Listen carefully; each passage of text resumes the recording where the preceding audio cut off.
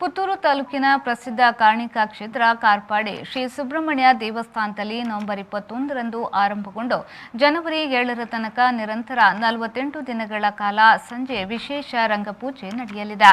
3ನೇ ವರ್ಷದಲ್ಲಿ ನಡೆಯುತ್ತಿರುವ ಈ ವಿಶೇಷ ರಂಗಪೂಜೆಯು ಕಾರ್ಪಾಡಿ ಶ್ರೀ ಸುಬ್ರಹ್ಮಣ್ಯ ಕ್ಷೇತ್ರದ ವಿಶೇಷತೆಗಳಲ್ಲಿ ಒಂದು. ನಿರಂತರ 48 ದಿನಗಳ ಕಾಲ ನಡೆಯುವ ರಂಗಪೂಜೆಯಲ್ಲಿ ಪ್ರತಿದಿನ 12 ಕುಟುಂಬಗಳಿಗೆ ಸೇವೆ ಮಾಡಿಸಲು ಅವಕಾಶವಿದೆ. ಪೂಜೆಯ ಬಳಿಕ ಅನ್ನದಾನ ಸೇವೆಯು 48 ದಿನಗಳಲ್ಲಿ ನಡೆಯಲಿದೆ. 48 ದಿನ ಜನವರಿ 7ರಂದು ದೊಡ್ಡ ರಂಗಪೂಜೆ ನಡೆದು ವರ್ಷಾವಧಿ ಕಿರುಷಷ್ಠಿ ಜಾತ್ರೋತ್ಸವ ಆರಂಭಗೊಳ್ಳುತ್ತದೆ. ಜನವರಿ 8 ಮತ್ತು 9ರಂದು ಕಿರುಷಷ್ಠಿ ಉತ್ಸವ ಹಾಗೂ ವ್ಯಾಘ್ರ ಚಾಮುಂಡಿ ನೇಮೋತ್ಸವ ನೆರವೇರುತ್ತದೆ. ಫೆಬ್ರವರಿ 13ರಂದು ಕಾರ್ಪಾಡಿ ಕ್ಷೇತ್ರದ ಅಧೀನಕ್ಕೆ ಒಳಪಟ್ಟ ಉಳ್ಳಾಲ್ತಿ ಉಳ್ಳಾಕುಲು ಪರಿವಾರ ದೈವಗಳ ನೇಮೋತ್ಸವ ನಡೆಯಲಿದೆ ಎಂದು ಸುದ್ದಿಗೋಷ್ಠಿಯಲ್ಲಿ ಆಡಳಿತ ಸಮಿತಿಯವರು ತಿಳಿಸಿದ್ದಾರೆ.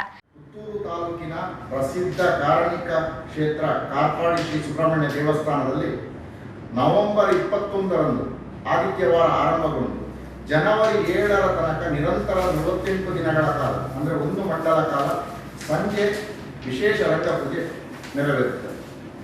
ಇದು 3ನೇ ವರ್ಷದಲ್ಲಿ ನಡೀತಾ ಇದೆ. ಕಾರ್ಪಾಡಿ ಕ್ಷೇತ್ರದ ವಿಶೇಷತೆಗಳಲ್ಲಿ ಇದು ಒಂದು. ನಿರಂತರ 48 ದಿನಗಳ ಕಾಲ ರಂಗಪೂಜೆ ನಡೆಯುವುದು ಬಹಳ ವಿರಳ. ಹೆಚ್ಚಿನ ದೇವಸ್ಥಾನಗಳಲ್ಲಿ ಇದು ನಡೆಯುವುದು ಕಮ್ಮಿ.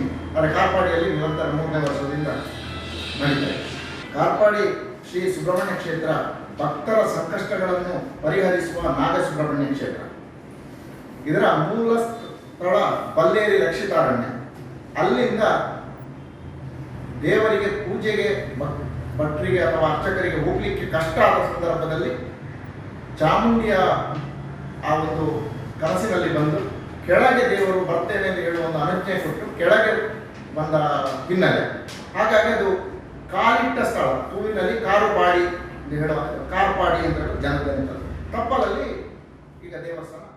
ಈ ಸಂದರ್ಭದಲ್ಲಿ ಸುದ್ದಿಗೋಷ್ಠಿಯಲ್ಲಿ ವ್ಯವಸ್ಥಾಪನಾ ಸಮಿತಿ ಅಧ್ಯಕ್ಷರಾದ ಎ ಸುಧಾಕರ್ ರಾವ್ ಆರ್ಯಾಪು, ದೇವಯ್ಯ ಗೌಡ ದೇವಸ್ಯ, ಕಿಶೋರ್ ಗೌಡ ಮರಿಕೆ, ವಿಠಲ್ ರೈ ಮೇರ್ಲಾ, ವನಿತಾ ನಾಯಕ್ ಮೊದಲಾದವರು ಉಪಸ್ಥಿತರಿದ್ದರು.